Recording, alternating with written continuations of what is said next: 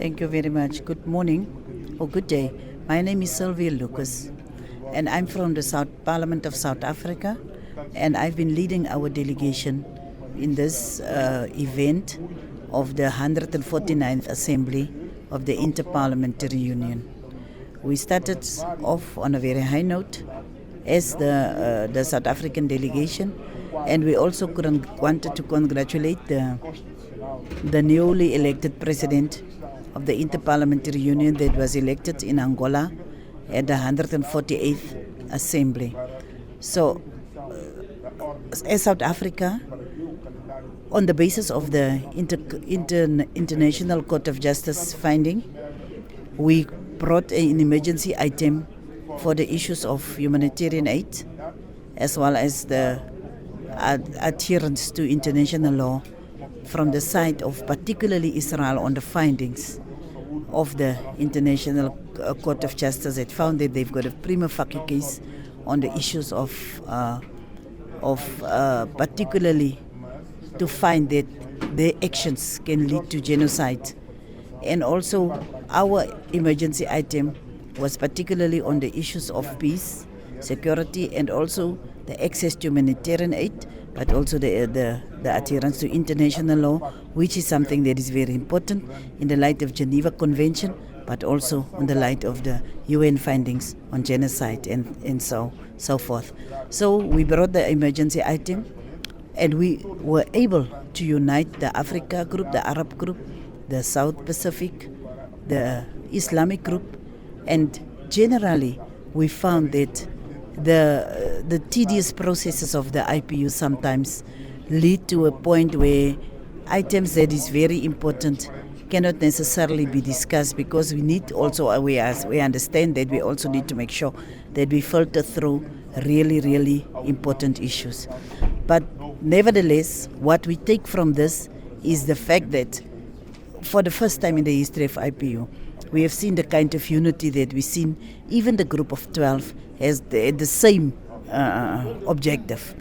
But just on some of the issues that there was no agreement. But also the theme, or the discussion theme, the resolution on the issues of peace and security around the world. Also the issue of sustainable development, on issues of climate change. It is some issues that is very important. But we have also seen the growth of IPU in making sure that the more than almost 50,000 parliamentarians that is part and parcel of the IPU is being represented well. Particularly if there is a committee on the human rights of parliamentarians, where you found that in some countries that have coup d'etats, that parliamentarians, some of them even got to the extent that they got killed, others that are jailed, others that are just generally deprived from using their freedom of speech and the parliamentary privilege of which they are entitled to, because they can be actually persecuted or prosecuted for the fact that they do not agree, particularly with the stance maybe of an opposition or with the stance of the ruling party. So we have been noticing that IPU have really begin to take a stance on the world platform to make sure that there is a voice of parliamentarians that will actually be able to defend themselves, or also to make recommendations, to make inputs, but to make sure that there is legitimacy in the representation of people in legislators and in parliaments around the world. So the IPU is becoming more and more a body that is, by lack of a better word, that is to be reckoned with, in terms of the fact that parliaments in the multilateral world have got a very important role to play. And IPU, as that body that is representing national parliaments, is really becoming a multilateral forum that can engage in the United Nations. For instance, in the CSW 68 we participated, but they also participated in the COP28 in the United Arab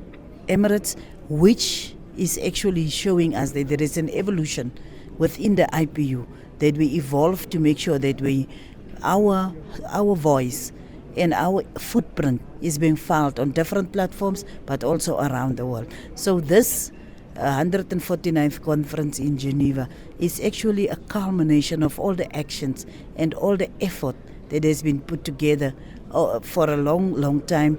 And that is the fact that it was one of the smoothest running conferences. But I think also because of the impact that COVID-19 had before on the operations of any other body around the world. But post-COVID, we can see that we are now stabilizing and we are having very, very, very good deliberations. Thank you very much. Geneva Times, your window to the world.